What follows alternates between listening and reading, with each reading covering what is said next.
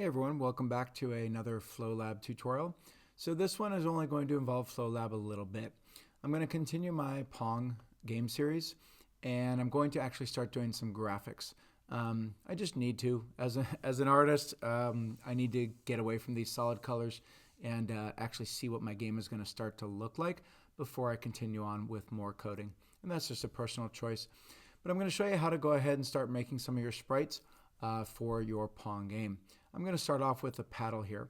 So you can see that this is 1 grid space wide and 3 grid spaces tall. Each one of these grid spaces in FlowLab is 32 by 32 pixels. So this paddle right now is 32 pixels wide by 96 pixels high. I'm going to be using the painting program called Pixlr.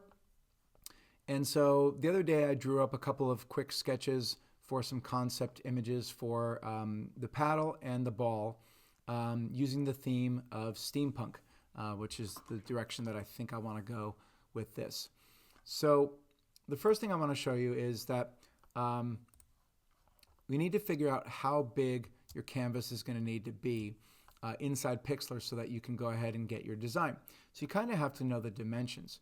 So if you take a look here, I'm just going to go ahead and draw in a blue so you can see it. If you take a look at this third design here, this is the one that I want to use.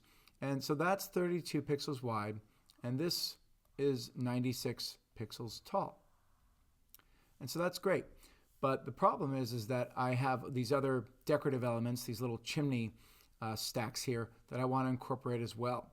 So here's one tile, and then here's another tile, let's say. So I'm going to need to increase this by another 32 pixels to get that chimney top, and another 32 pixels to get that one. And then to get this one over here, you can't just add a single 32 pixels like that. So it's going to have to be another column over here of pixels, something like that. Okay. So now what this really is this is now really a canvas that's 64 pixels wide. And this is going to be 160 pixels high, okay? There won't be anything in these 4 spaces here, but the player won't know that. But to the game engine, to FlowLab, it'll be 64 by 160. So I'm going to go ahead and get started here. Okay, so I'm going to do File, New, and I'm going to type in my dimensions here, 64 by 160, and I want no background. Click on Create and zoom on in. Okay, I want to bring in my concept art so I can see it and actually draw on top of it. So I'm going to click down here for Add Layer, and I'm going to choose to add in an image layer. I'm going to bring in my concept sketch, and it's going to come in pretty big. Just going to kind of get it in the right spot, and it's actually pretty good. I'm going to go ahead and increase the size just a little bit. There we go. And something like that. Notice how I'm trying to get the left side all the way over to the left. It is drawn a little crooked, and I want to get the chimney stacks right to the edge as well. Okay, so there we go.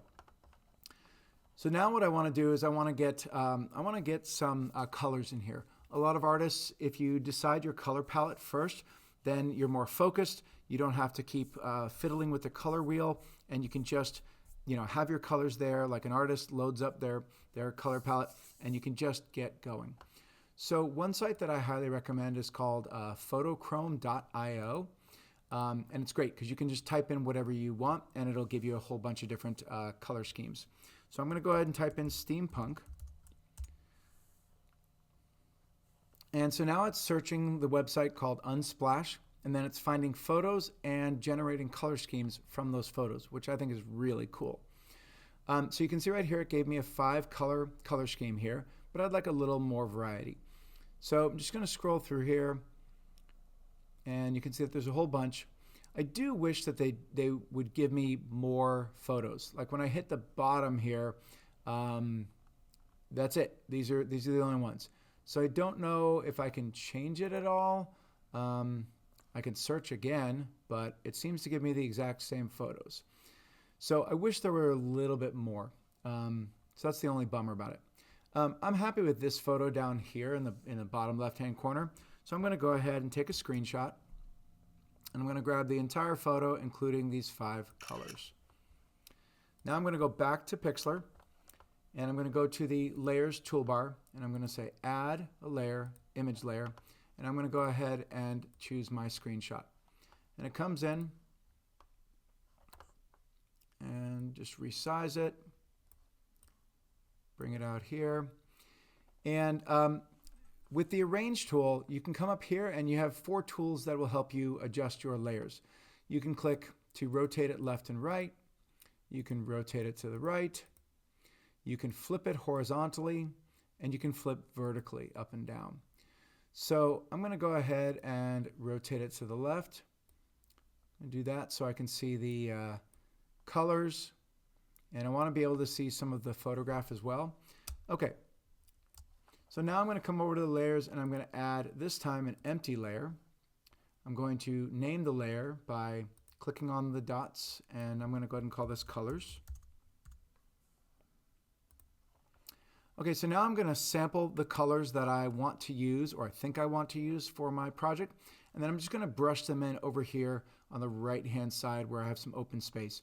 And that way it's a lot like an artist having all their paint colors ready so that they can go ahead and paint. Okay, so I'm going to change my brush size here. I'm going to go down to about 6. I find it really sensitive, so sometimes I have to dial it in. There we go. All right, so the way you sample a color is you come over here and you click on the color picker tool. I recommend pressing the letter I. When you press I, whatever your mouse hovers over, it then samples the color. So I'm going to tap on this one color here. Now another cool thing is that up at the top here, it then gives you some nice variations of that color. So there we go there. So I've sampled that color. I'm now going to press B for brush, and I'm just going to come up here and I'm just going to brush in a dot of that color. Okay? Then I'm going to repeat. I'm going to press I. I'm going to sample the second color, B for the brush, and I'm just going to dot it in. And you'll notice that I'm kind of overlapping them, and that's just to save some room. Okay, so again, I to sample, then B.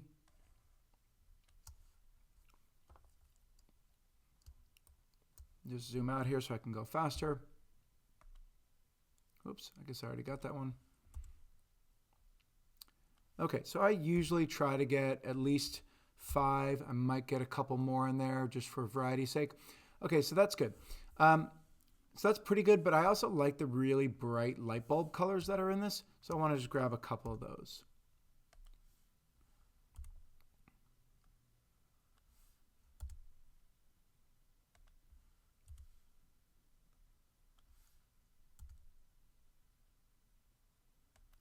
I'll get some of these nice oranges here. There we go. Maybe something like that. Okay, so that seems pretty good. I'm going to go ahead and come over here to the layers, and I'm going to click on the little check mark to hide the original one there. Okay, so that's pretty good. I'm going to go ahead and stop this video now because I'm getting up to just below 10 minutes, and I will go ahead and make a part 2. I'll see you in the next one.